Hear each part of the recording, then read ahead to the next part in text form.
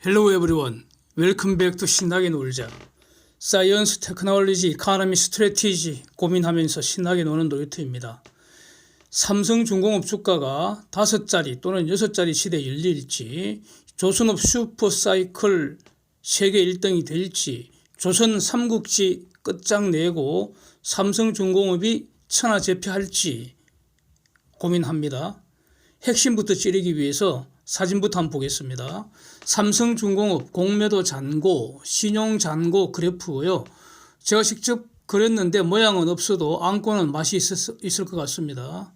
보기 좋게 이쁘게 그리려면 시간과 에너지를 투입을 늘려야 하는데 아끼겠습니다. 그래프 보시면은 신용 잔고 수량이 공매도 잔고 수량을 크로스오버 할 수 있을지, 한다면 그게 언제일지 요게 궁금하지 않겠습니까? 그렇게 되면은 주가는 일단 5자리 시대에 열지 않을까요? 한번 보겠습니다. 공매도 잔고는 작년 11월 중순 2,921만 주 고점으로 해서 지속적으로 지금 2달째 하락하고 있는 것으로 보입니다. 5일 현재 1,730만 주고요. 대략 40%가 감소했으니까 숏 플레이는 끝났고 숏 커버링 지금 진행 중이다. 이렇게 평가하는 게 맞습니다.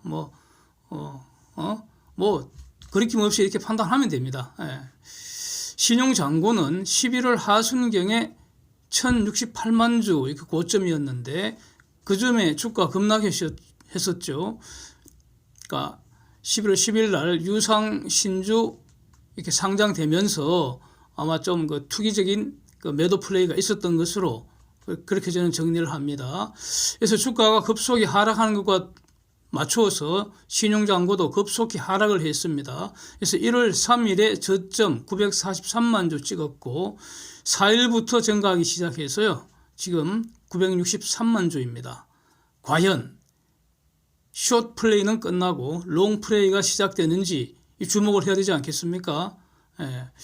외국인이라고 분류가 되는 이 1단의 투자 세력들 가만히 보면 12월 7일부터 매집을 시작한 것 같습니다. 삼성중공업.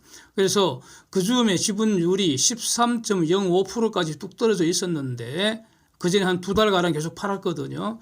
현재 지분율이 14.27%로 증가해 있습니다. 참고로요. 지분율 1%는 880만 주입니다. 그래서 지분율 0.1%는 88만 주 정도 됩니다. 예. 대략 한 10월 14일부터 외국 그 세력들 집중 매도 시작을 했고요. 매도 전 지분율은 14.32%였습니다. 대략 2개월 매도한 후에 1개월가량 매수세 지금 이어지는 이런 상황입니다.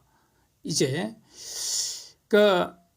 이 밑에 깔린 배경을 한번 보기 위해서 분명히 이 시대의 화두는 기후위기 극복을 위해서 탄소 중립 정책을 전 지구적으로 강행 실시하는 이런 상황입니다.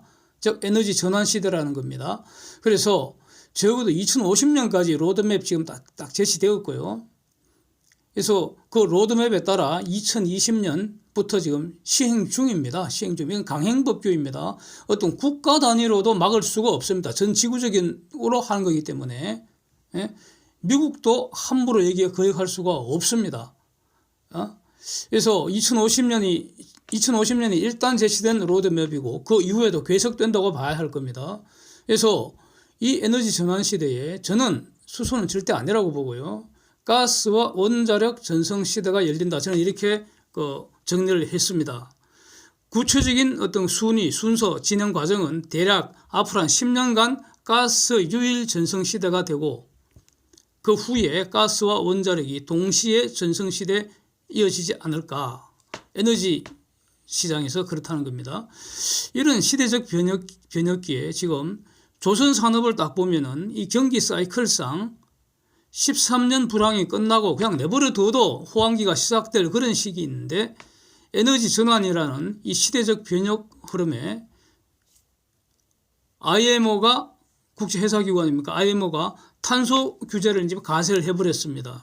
그래서 조선업 슈퍼사이클이 더 힘을 받는 거 아니냐, 더 가속되는 거 아니냐, 이렇게 정리를 하는 게 맞을 것 같습니다. 저는 이렇게 정리를 합니다. 그래서 20년 4분기에 이미 시작이 됐고요. 지금 진행 중이다. 이렇게 정리를 한다는 겁니다.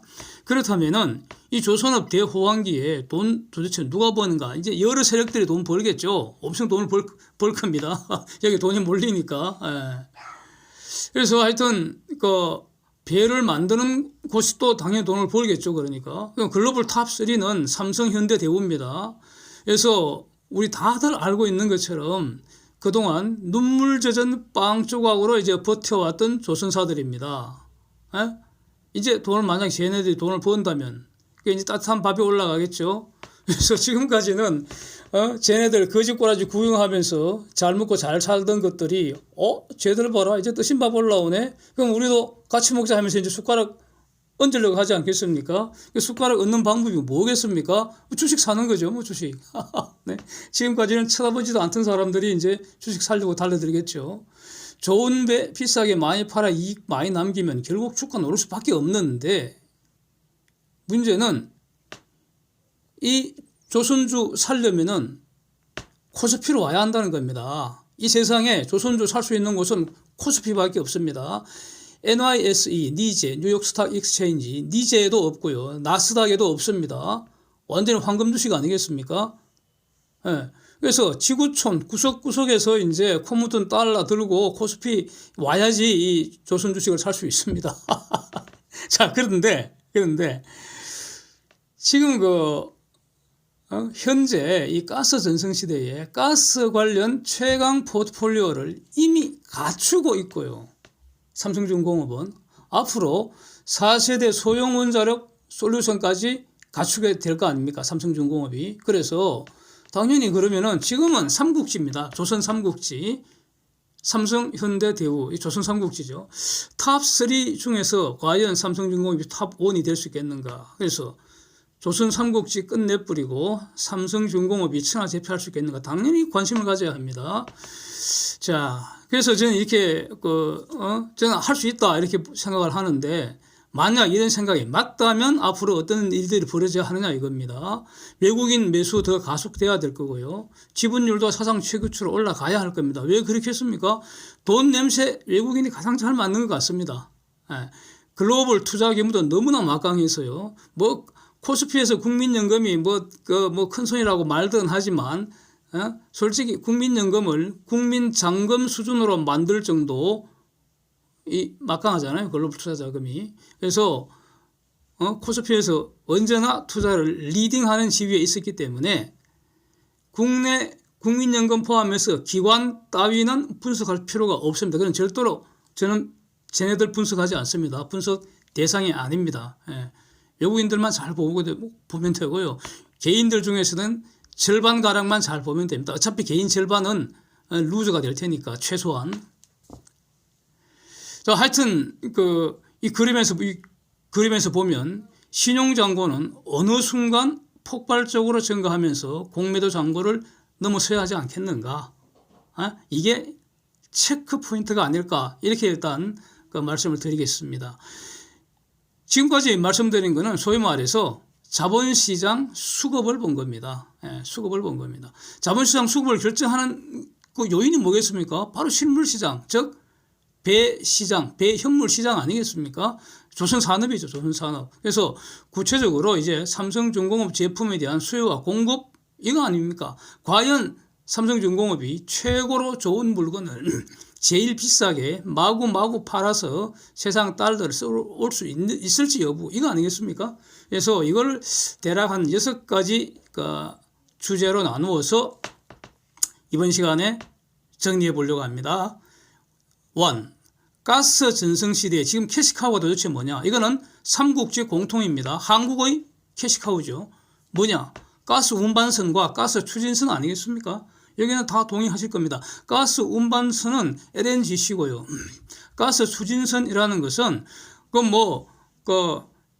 컨테이너선이건 아니면 원유 운반선이건 벌크선이건 하여튼 모든 화물선의 추진 동력을 가스로 하겠다. 가스 추진선 아니겠습니까? 지금은 이중연료 추진선 이렇게 말은 하지만은 이중연료 추진선이라는 것은 과도기적인 것이고 결국 가스 추진선 아니겠습니까? 그러면은 가스 추진선부터 본다면은 지금 가스 운반선도 결국은 가스 추진선이니까. 그래서 가스 추진선은 지금은 이렇습니다. 가스 엔진을 사옵니다. 그렇죠? 우리가 엔진 만들어서 하는 거 아닙니다. 예, 가스 엔진을 사와서 그럼 이 삼국지, 예? 조선 삼국지 얘네들이 잘 하는 게 뭡니까? 가스 취급 노하우가 세계 최고 수준이라는 겁니다. 그 외에 이제 이 대형 선박 이거 얼마나 복잡합니까? 무게 중심 최적하게 하고 이 대양 환경에서 그런 여러 가지 설계 능력 이런 것들이 이제 그 글로벌 탑이라는 것인데 이거 추가해서 지금의 IMO 규제 수준을 충족하는 제일 좋은 배 이렇게 제일 잘 만들어 주는 거 그거 아닙니까? 그래서 가스 운반선일 때는 그 화물이 액화 천연 가스가 되기 때문에 그 화물창을 특별 설계해야 되는데 그거 이제 그 저기 프랑스 GTT사에서 수입해서 사용하고요. 그게 이제 그 수입해서 가공해서 다시 갖다 파는 것인데 이거 로열티 좀 주는 거 이거 저는 신경 쓸 필요 없다고 봅니다. 로열티는 그냥 비용일 뿐이고 지금 한국형 화물창 이야기 지난번 영상에서 좀 그 말씀을 드렸는데 그래서 그 첫 번째 시작으로 만들었던 거는 사실상 실패해서 국제선은 못 쓰고 국내선 일부 이제 사용하고 있는데 이거 업그레이드한 그 캐시2가 금년에 나온다는 거 아닙니까? 업그레이드 버전이 나온다는 건데 금년에 나오면 좋고요. 안 나와도 대세에 전혀 지장 없다고 생각하고요. 문제는 이 캐시카우 이 시장, 가스 운반선, 가스 추진선 이 분야에서 공급 쇼티지 발생 가능성 거의 뭐 사실로 굳어가는 거 아닌가 요걸 주목해야 할 것 같습니다. 근데 이 말은 같은 배 만들어도 배값이 올라간다는 겁니다. 지금 한국을 대체할 곳이 적어도 10년 내에 지구상에 없다고 정리를 해야 합니다. 중공이 한국을 대체할 수 없다고 봅니다. 일본도 당연히 못하고요. 예. 적어도 10년 아니면 뭐 우리로서는 영원히 대체 경쟁자가 나타나지 않도록 경쟁자가 나타나면 죽여가면서 이제 계속 발전해야겠죠. 당연히 그건 한국이 알아서 사용할 전략일 테고 적어도 10년 내에 지구상에는 경쟁자가 없다. 대체제가 없다. wen고하니 구체적으로 한번 보기죠. LNGC 가스 운반선 이거 작년 그 사진 한번 보시면 말이죠. 작년에 카타르가 준공에 최초로 내측을 발주해 줬습니다. 근데 그 발주처는 일단 형식적으로 발주처는 페트로차이나 준공입니다. 페트로차이나가 후동중화에 한 척당 1억 8,400만 불에 발주해 줬습니다. 내측이 사상 최초입니다. 그 당시에 제가 그 뭐 카타르 그 뭐 석유 장관인가 지금 카타르 에너지죠. 예, 그전에는 카타르 페트리움이었다가 그 회사 명이 카타르 에너지로 지금 바뀌어져 있죠. 그 CEO가 뭐 좋다고 여러 가지 영광이라고 중공하고 계약하게 돼서 그런 인터뷰 기사도 본 기억이 있는데 그 당시 이제 후동중화는 그 LNG 한 척당 1억 8,400만 불이었고요. 그 당시 삼성중공업은 2억 730만 불이었습니다. 그 당시 가격이. 근데 요 내용을 실은 딱 까고 보면은 중공이 카타르에서 15년간 천연가스 장기 수입 계약을 맺어줬습니다. 카타르 입장에서는 중공이 큰 손 아닙니까? 그때 중공이 내건 조건이 일종의 꺾기를 한 거죠. 이 가스 우리가 만든 가스 운반선으로 실어오겠다. 뭐 이런 내용입니다. 예. 이거 옛날에 초기에 한국이 가스 운반선 처음 만들 때 인도네시아하고 이렇게 비슷하게 딜을 했었죠. 그래서 일단은 그 근접 포트폴리오가 있어야 되니까 이걸 이제 중공이 한국 따라 하는 거죠. 모방하는 건데 뭐 이런 방식은 그 후진 국가가 다 사용하는 방식입니다. 우리도 그렇게 했고요. 예, 다 좋은데 문제는 후동중화가 만든 저 배가 과연 납기 준수해서 제대로 만들 수 있을지 또는 항해를 이제 시작하면 도대체 몇 년이나 버틸지 이거는 신하가 봐야지 우리 눈으로 확인해야 된다는 겁니다. 시간이 걸린다는 거죠. 예? 지금 몇 년 전에 저기 호주 근방 그 태평양상에서 세배가 처음 가고 고장 나고 수도해갖고 말이죠. 오도가도 못하고 거기서 수리하지도 못하고 결국 거기서 해체해버렸다는 거 아닙니까? 아주 유명한 사건이 있는데 이번에 또 그럴지 어떻게 합니까? 이번에 인도양상에서 오도가도 못하고 딱 거기서 또 해체할지 그거 아무도 모릅니다. 두고 봐야 합니다. 두고 봐야 하는데 두고 보는 시간이 적어도 5년 이상 걸리지 않겠습니까? 그래서 국제시장에서 어느 정도 포트폴리오가 쌓여야지 뭐 대체할지 말지가 이제 검토가 되는데 그때 비로소 이제 현실적으로 검토하는데 지금 당장 불가능하고요. 한 10년 뒤에는 불가능하지 않을까.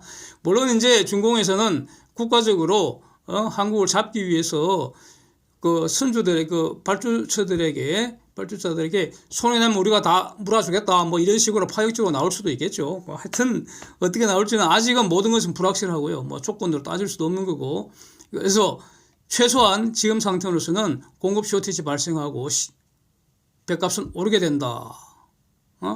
그래서 이게 무슨 말일까요? 지금부터는 캐시카우에서 달러가 비오듯이 쏟아지지 않겠는가? 이걸 기대할 수 있다는 겁니다. 이제 삼성만의 강점을 보겠습니다. 삼성만의 강점.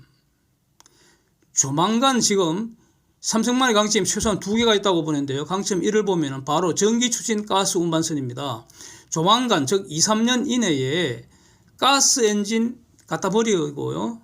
가스를 사용하는 연료전지, 솔리드 옥사이드 퓨얼셀 요걸 사용해서 전기 추진 가스 운반선 지금 준비하고 있습니다. 여러 번 말씀드릴 거 뉴스에 많이 나왔고요. 이 뉴스가 그러니까 국내 뉴스 말고 해외 선박 뉴스 어떤 그 언론들이 많으니까 제가 지금 뭐 워낙 많아서 기억도 못하고 해필 그거를 이렇게 캡처를 안 해놔서 지금 제시할 수는 없는데 명확하게 분명하게 제가 본 사실은 그 신문사에서 그해 작년에 그 선박 관련 뉴스 넘버1이었습니다. 그게 가장 많이 그 사람들이 봤다는 겁니다. 그 독자들이. 삼성이 이거 전기 추진 가스 운반선 만든다. 그 기사가 탑에 속했습니다. 뭐 올해의 10대 뉴스 이런 거 할 때 탑이 이 기사였다는 겁니다. 그런데 내용을 읽어보니까 그 내용은 삼성중공업에서 작년 6월인가 그때 발표한 거 그대로 번역한 거였습니다. 그래서 별 건은 없었고요. 어쨌든 그거를 세상 사람들이 가장 많이 봤다 이런 내용입니다. 최소한 가스 운반선 시장에서는 이 삼국지 끝내고 삼중이 나홀로 천하제패할 수 있는 그런 게임 체인지 될 수도 있잖아요. 이제 이거 주목해야죠. 이 무기가 삼성중공업은 있는데 다른 데는 없으니까 현대하고 대우는 없으니까요. 이거 핵심은 이거 아닙니까? 화물창에서 자연 기화해서 결국 손실로 다 갖다 버리는 이런 그 기화가스를 선박 추진 연료로 사용하겠다는 거 아닙니까? 이거 얼마나 좋습니까? 이렇게 되면 말이죠. 기존 가스 운반선의 재액화 시스템이 불필요하거나 또는 최소화하게 되거나 이렇게 됩니다. 이것만 해도 엄청난 거고, 가스 운반선의 손실을 제로로 하거나 또는 연료비 우리는 0이다. 그 대형 그 화물선을 그 20일 가량 이렇게 막 운행을 하고 그러는데 그 연료비 제로다 이렇게 광고 문구가 가능해질 수도 있는 거 아닙니까? 물론 구체적인 거는 이제 배가 나와 봐야 알겠죠. 그래서 여기서 결국 지난번 영상에서도 말씀드린 바와 같이 그러면 가스 엔진 세력은 현대와 대우 중심이 돼서 삼성중공업에도 가스 엔진 팀들이 있을 거 아닙니까? 걔네들도 죽지 않고 살아남으려면 가스 연료전지선하고 싸워서 이길 수 있도록 만들어내야 될 거 아닙니까? 바로 효율의 싸움 아니겠습니까? 그래서 가스 엔진 세력도 축자사사 이제 효율 높이려고 R&D 해야 될 거고, 블룸버그하고 삼중의 연료전지 팀에서도 축자사사 이제 효율 높이기 경쟁해야 될 거 아닙니까? 그래서 앞으로 성능은 더 좋게 되고 연료비는 더 싸게 될 거고 뭐 우리는 그 혜택은 이제 세상이 다 누리는 거죠. 뭐 그런 거 아니겠습니까? 여기서 제가 의문점을 하나 제시를 하는데요. 처음 왜 이런 뉴스가 안 나오는지 궁금한데 가스 엔진 세력들이 왜 말이죠? 그 기화가스를 가스 엔진의 추진 연료로 사용하면 될 텐데 그러면은 좋잖아요. 이런 아이디어를 왜 실현하지 않는지 매우 궁금합니다. 분명히 가스 엔진 있는 사람들도 바보들은 아닐 테고요. 다 쟁쟁한 사람들 아니겠습니까? 여기도 뭐 흔해 빠진 게 박사급일 텐데. 자, 만약에 가스 엔진에 기화가스를 가스 엔진의 추진유로 사용하게 된다면 그러면 삼성중공업만의 강점은 사라질 수도 있고요. 그래서 여전히 가스 운반선에서도 삼국지 시대가 연장될 수도 있는 것이고요. 뭐 그렇게 되면 또 블룸 에너지 측에서는 또다시 어떤 그 기술 혁신 드라이버 이제 걸 거고요. 밤을 낮삼아 그냥 막 R&D 해야겠죠. 하여튼 한번 두고 보겠습니다. 삼성만의 강점 두 번째 말이죠. 가스 전성시대에 가스 관련 토탈 솔루션이 이미 갖추어져 있다는 겁니다. 이거 이미 갖추어져 있습니다. 이거 그 이전 영상에서도 여러 번 그 말씀을 드렸는데 가령 가스 탐사할 때 말 드릴십 이거 한번 보겠습니다. 지금까지는 분명히 애물단지입니다. 감가상각 충당금 수북하게 지금 쌓아 나왔고요. 이게 바로 누적 적자의 최대 원흉이었습니다. 그러니까 뭐 시키는 대로 일만 삐 빠지게 하고 일은 해주고 잔금도 못 받고 재고로 떠안아갔고요. 재고로 떠안고 있으니까 해마다 유지비, 왜냐하면 그 성능을 유지해야 되니까 뭐 칠도 새로 해야 되고 말이죠. 그냥 되면 그 녹슨 고철 덩어리 될 거 아닙니까? 그러니까 그 성능을 그 유지하기 위해서 척당 뭐 어떤 보도는 100억씩 유지비가 발생한다 그러는데 그 유지비 다 떠안고 뿐만 아니라 일 시킨 이 선주들이 자기들이 망하니까 부도나고 파산돼 버렸으니까 완전히 국제 양아치대로 돌변을 해갖고 말이죠. 삼성중공업 상대로 그래도 삼성중공업은 죽지 않고 살아 있으니까 어거지 소송을 계속 걸어왔다는 거죠. 완전히 어거지 소송이죠. 그러니까 삼성중공업 입장에서는 가만히 두면은 지니까 방어해야 되고 방어하는데 비용 발생하고 뭐 이런 상황이었습니다. 그래서 말 그대로 애물단지였습니다. 참 속 많이 썩었는데 그래서 눈물 젖은 빵을 먹고 그랬죠. 그런데 이미 유가하고 가스가 지금 급등한 상태가 지속되고 있고요. 가스 전성시대가 진행되면 계속 탐사를 해야 됩니다. 그래서 지금까지는 애물단지였는데 지금부터는 저 보물단지 되는 거 아닌가. 웬고하네요. 장부에 감가상각비는 충당돼 있지만 그렇다고 기계 성능이 떨어진 건 아닙니다. 지금 있는 드릴십은 7세대 드릴십이라고 해서요. 그 당시 세계 최고 수준이었고 그 이후에 새로 만든 적이 없습니다. 지구상에 그 이후에 드릴십 새로 만들지 않았습니다. 그러니까 여전히 최신 제품이고요. 그 다음에 이전 호황할 때 드릴십 분야는 삼성중공업이 압도적 1등이었습니다. 즉 이런 거 통해서 이 해양 플랜트 쪽은 엄청난 실력을 갖고 있죠. 그 이후에도 이걸 버리지 않고 계속 R&D를 했다는 거죠. 그래서 가스 전성 시대에 토탈 솔루션 이미 갖추고 있는 거 아니냐. 이렇게 그래서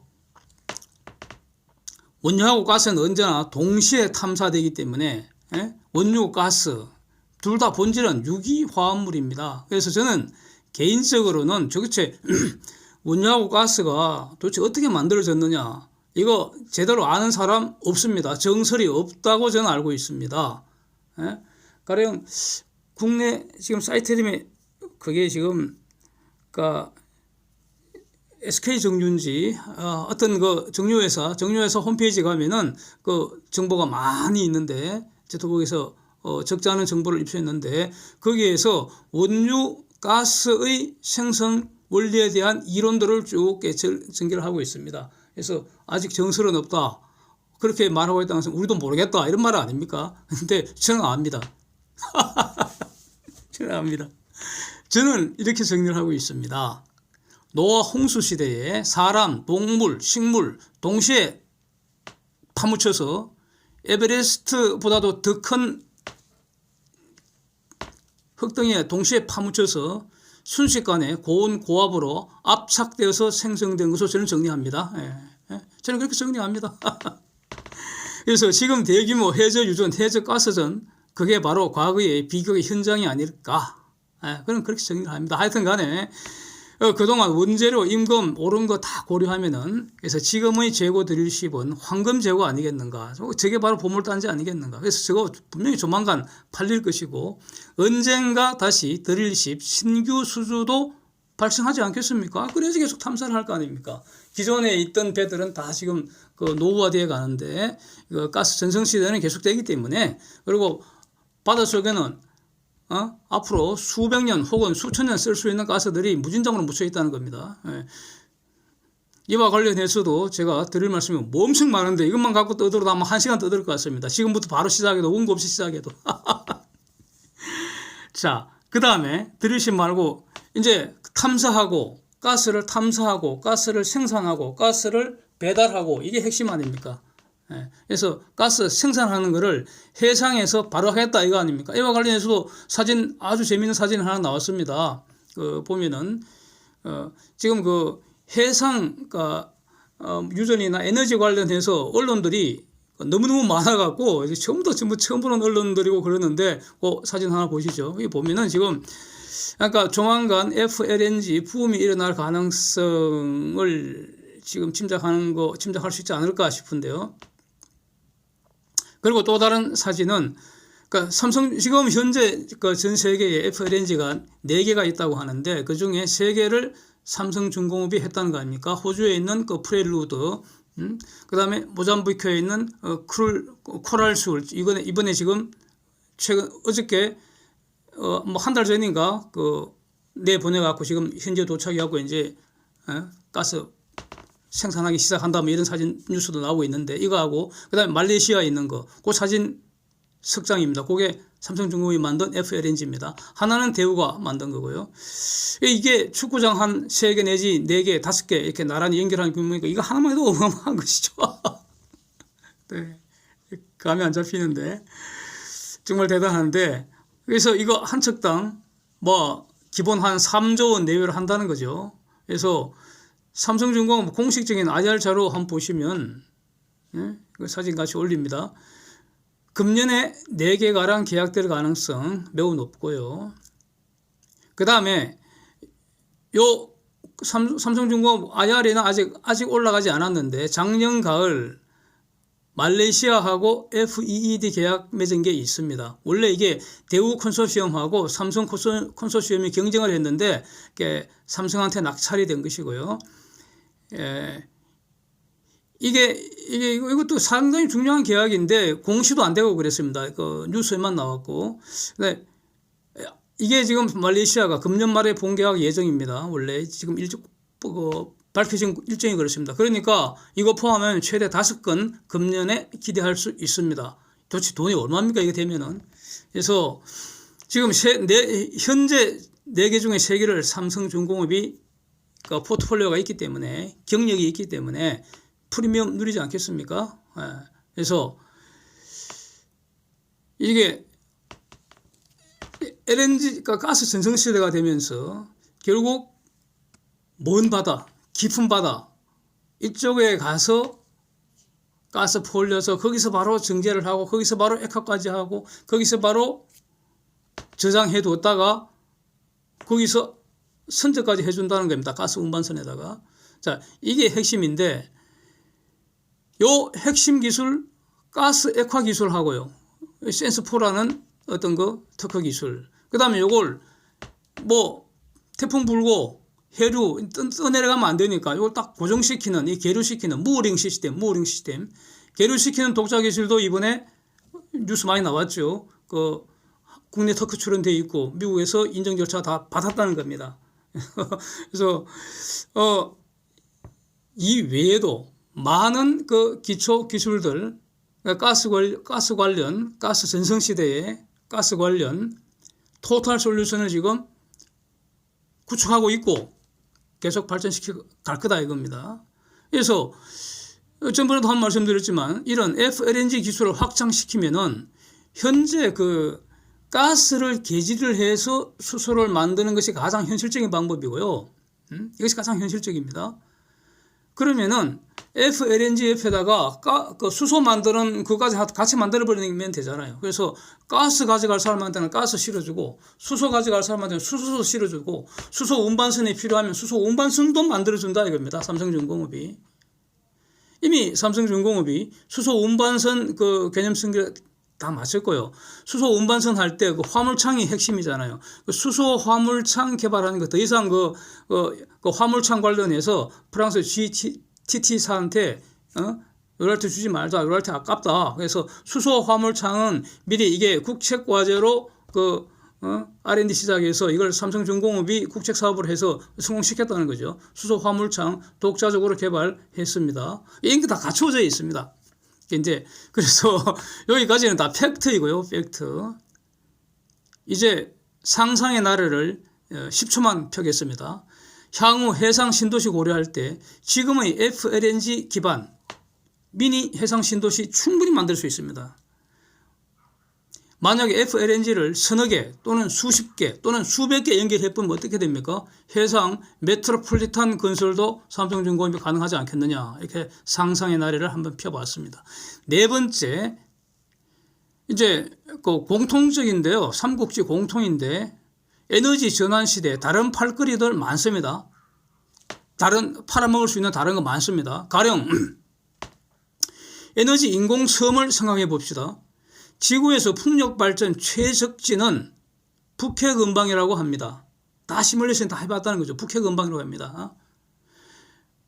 바람도 세고 1년 내도록 불어온다는 거죠. 그러면 풍력 발전기 한번 설치해 놓으면 내도록 전기를 많이 뽑아낸다는 거죠. 북해에 비해서 한국 해안, 뭐 동해안이건 남해안이건 서해안이건 그러니까 풍력 발전으로 최적지는 아니라고 합니다. 그렇다고 우리가 안 할 수는 없죠. 그래서 이제 우리나라도 풍력 발전 단지를 우리 바다 부근에 이제 하긴 해야 됩니다.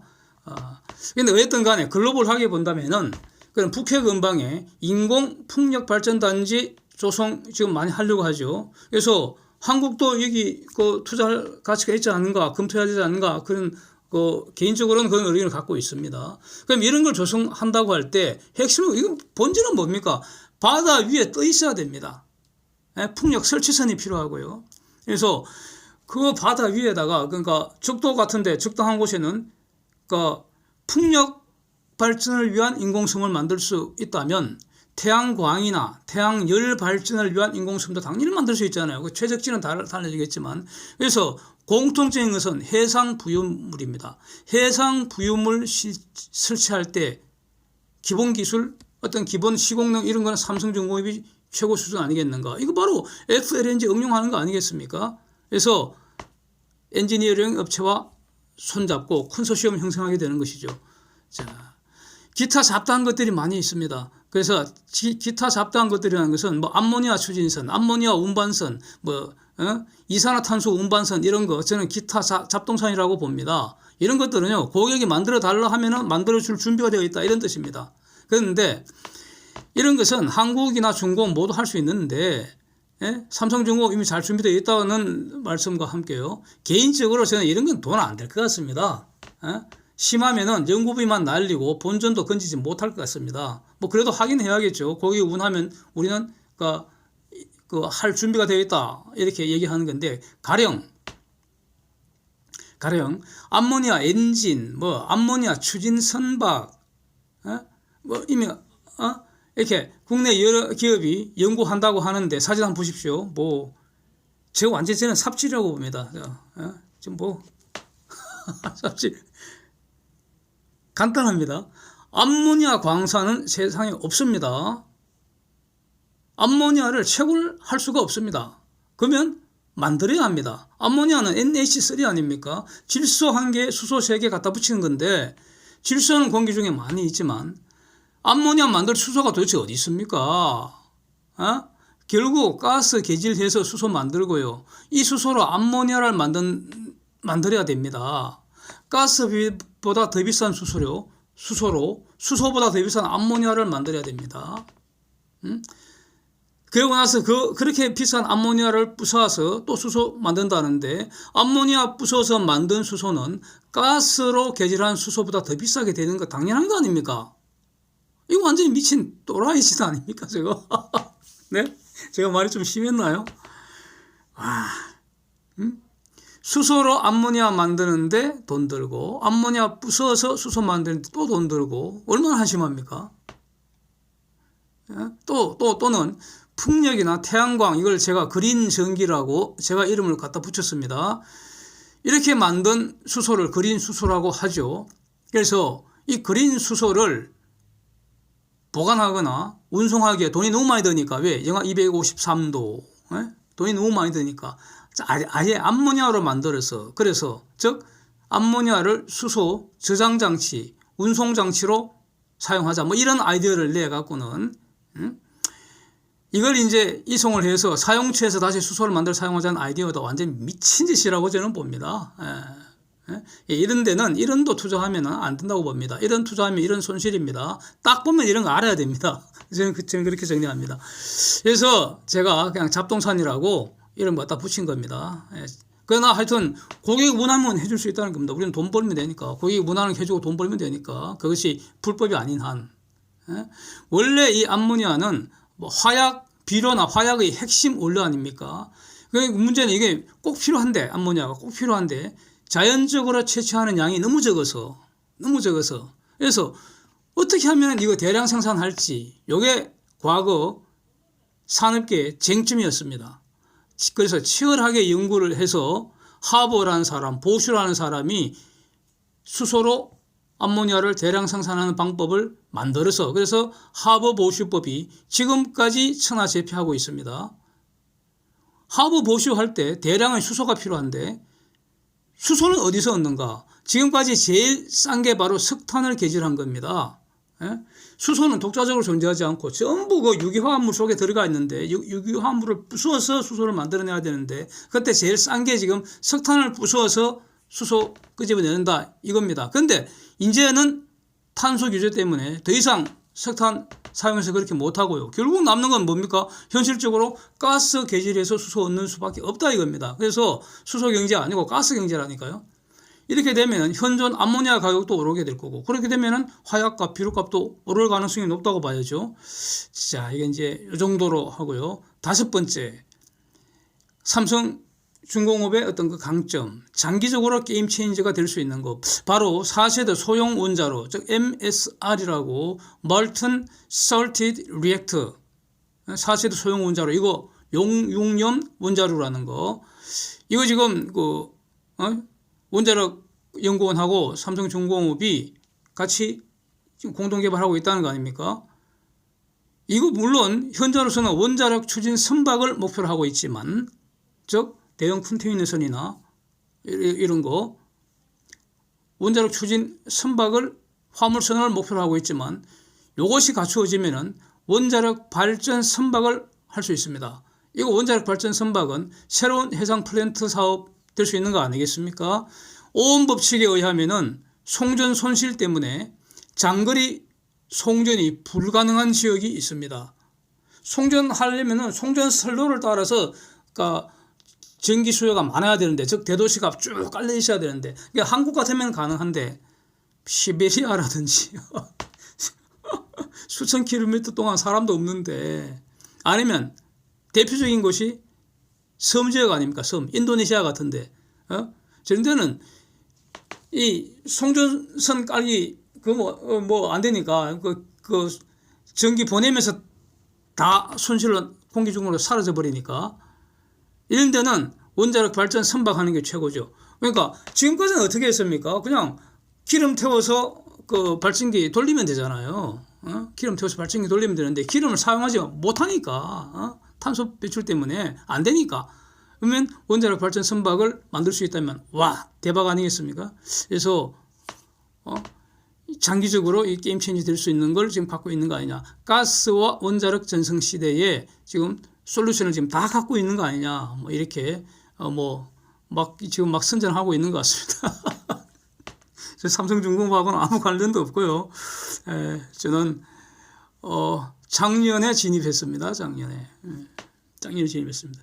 좋다고 진입해갖고 작년 한 해 동안은 고생 많이 했고요. 별로였잖아요. 하이닉스 제명 아예 보고 하이닉스 7만 원대 잡아갖고 13만 원대, 14만 원대 처분한 다음에 일로 들어와갖고 작년에는 고생했습니다. 그러나 그 수익률 자체는 나쁘지는 않습니다. 물량이 왕창 엄청 늘어났기 때문에. 일단 여섯 번째, 삼성중공업 좋은 점, 네, 경영 능력, 경영 환경 다 우호적이라고 봅니다. 그동안 지금 눈물 젖은 빵 삼키면서 하여튼 어려운 시절을 보냈습니다. 13년 이상을. 그러면서 그러니까 뭐 이거는 삼국지, 그러니까 조선 삼국지, 삼성, 현대, 대우 다 마찬가지인데 스마트 야드 만들었고 지금도 가속하고 있는 걸로 알고 있습니다. 그래서 이것이 이제 지금 진행되는 이 호황기에 얼마나 경쟁력 향상으로 나타날지 이거는 이제 두고 봐야 됩니다. 앞으로 성과를 봐야 하겠고, 삼성중공업이 압도적으로 지금 앞서가고 있는 게 자율운항 기술이라고 보는데 바로 스마트 선박이죠. 스마트 선박. 그래서 자동차를 말할 때 스마트 그린카라고 말하는 것과 똑같은 개념이 스마트 그린 쉽입니다. 이거 얼마나 발전시키고 또 실제로 이걸 적용할 수 있을지 지금 자세히 말씀드리지는 않지만은 지금도 엄청난 정도라고 저는 말씀드릴 수가 있습니다. 그렇게 저는 판단합니다. 그 외에 경영 환경을 보면은 어저께 영상에서도 한번 다뤘는데 다시 한번 간략히 정리하면은 강달러 시작돼 갖고 원달러 환율 상승하고 있는데 이거 장기적으로 이것도 슈퍼 호재입니다. 환율 상승은 슈퍼 호재입니다. 외환고환이 달러로 결제 받아서 원화로 결제해 주기 때문입니다. 유가하고 가스가가 지금 강세 이어지고 있는 거 이것도 슈퍼 호재죠. 틀림없습니다. 그런데도 철광석 값은 폭락을 했고요. 그래서 강철 값도 팬데믹 이전 수준, 즉 과거의 평균선으로 지금 후퇴해 있고요. 이거 전부 다 호재라고 봅니다. 그리고 작년 유상증자 성공한 것도 결국 호재라고 봐야 되지 않겠습니까? 삼성중공업의 유상전자의 본질은 대주주인 삼성전자, 삼성 SDI, 삼성생명, 삼성전기 이런 데에서 추가로 현금을 회사에 넣어줬다 이런 뜻 아닙니까? 투입했다 이런 뜻 아닙니까? 물론 소주주, 개인 주주들 입장에서도 정제에 참여하게 되지만 대주주가 돈을 추가로 출자했다는 거 아닙니까? 대우조선이 그렇게 힘들어서 그에게 세금으로 연명하게 될 수밖에 없었던 게 대우에는 돈 추가로 더 태울 대주주가 없었다는 거죠. 대우그룹이 망해버렸잖아요. 그렇습니다. 그래서 다 이제 호재가 아닌가. 그래서 악재는 작년까지 다 털어버린 거 아닌가. 이렇게 정리가 되고요. 그래서 지금 그야말로 기다리고 기다리던 조선업 이제 슈퍼사이클 진행 중인데 제발 중공하고 일본은 푼돈 벌어갖고 신라면이나 배 터지게 먹으라 하고요. 한국 조선업이 목돈 썰어 모으기를 기원하겠습니다. Thank you. See you next.